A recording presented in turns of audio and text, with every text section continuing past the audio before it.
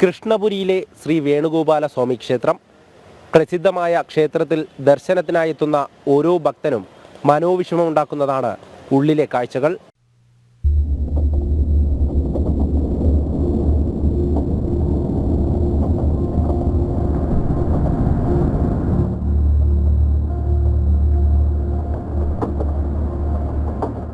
ചരിത്ര പ്രസിദ്ധമായ ക്ഷേത്രം, എന്നാൽ കാഴ്ചയിൽ ഭക്ത മനസ്സുകളെ മുറിവേൽപ്പിക്കുന്നു. തിരുവിതാംകൂർ ദേവസ്വം ബോർഡിന് കീഴിലുള്ള ക്ഷേത്രത്തിന്റെ ഈ അവസ്ഥ കണ്ടു നിൽക്കാൻ ഭക്തർക്കാവില്ല. ശ്രീകോവിലിന്റെയും നടപ്പന്തലിന്റെയും ചുമരുകൾ തകർന്നിട്ടുണ്ട്. മേൽക്കൂരകൾ അടർന്നു വീഴുന്നു. താഴികക്കുടമടക്കം തകർന്ന നിലയിലാണ്. ക്ഷേത്രത്തിന്റെ ഇപ്പോഴത്തെ അവസ്ഥ എന്ന് പറയുന്നത് വളരെ ദയനീയ അവസ്ഥയാണ്. കാരണം 1955 പുനരുദ്ധാരണം ചെയ്ത് നിർമ്മിച്ചതിന് ശേഷം ക്ഷേത്രത്തിൽ നാളിതുവരെയായിട്ട് ഒരു അറ്റകുറ്റപ്പണികൾ പോലും നടത്തിയിട്ടില്ല. ക്ഷേത്രത്തിൻ്റെ നടപ്പന്തലിൻ്റെ മുകൾ ഭാഗം ഇരിക്കുന്ന കമ്പി ഉൾപ്പെടെ ദ്രവിച്ച് ആ കോൺക്രീറ്റുകൾ മാറി വിണ്ടിരിക്കുന്ന സാഹചര്യമാണ്. അനവധി ഭക്തജനങ്ങൾ വന്ന് ക്ഷേത്രത്തിൽ കണ്ടിട്ട് അവർ മാനസികമായ വിഷമമുണ്ട്. പക്ഷേ അവർ പല കാര്യങ്ങളും ക്ഷേത്രത്തിന് വേണ്ടി ചെയ്യാൻ തയ്യാറാണ്. പല ഭക്തജനങ്ങളും ഈ ക്ഷേത്രത്തിൻ്റെ ഇവിടെ നടക്കുന്ന പല കാര്യങ്ങൾക്ക് പങ്കാളികളാകുന്നുണ്ട്.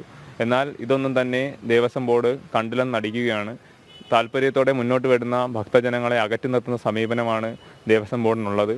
അതുകൊണ്ട് തന്നെ ദേവസ്വം ബോർഡ് ക്ഷേത്രത്തിനും ക്ഷേത്രത്തിൻ്റെ അടിസ്ഥാന സൗകര്യങ്ങൾക്കും വേണ്ടിയുള്ള കാര്യങ്ങൾ ഉടൻ ചെയ്യണമെന്നാണ് അറിയിക്കാനുള്ളത്. ദേവസ്വം ബോർഡ് നിശ്ചയിച്ച വഴിപാട് നിരക്കുകൾ ഇവിടെ കാണാം. വരുമാനം മാത്രം മതി.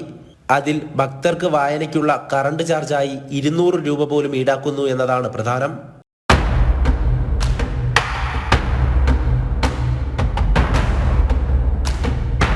പൂജ ചെയ്യാനെത്തുന്ന ശാന്തിക്കാർ ശ്രീകോവിലിനുള്ളിലെ കാര്യം പറയുമ്പോൾ ഉപദേശക സമിതി അംഗങ്ങൾക്കും ദുഃഖമുണ്ട്. പൂജാരി നമ്മളടുത്ത് പറയുന്നത് നമുക്ക് കയറാൻ പറ്റില്ല. പൂജാരി പറയുന്നത് അകത്തിരിക്കുന്ന വിഗ്രഹം തന്നെ ആടിയിരിക്കുകയാണ്. കുളിപ്പിക്കാൻ പോലും പറ്റാത്ത ഒരവസ്ഥയിലാണ് ഇപ്പം ആ വിഗ്രഹം ഇരിക്കുന്നത്. അത് ദേവസ്വം ബോർഡ് കൊണ്ടുവച്ചാണ്.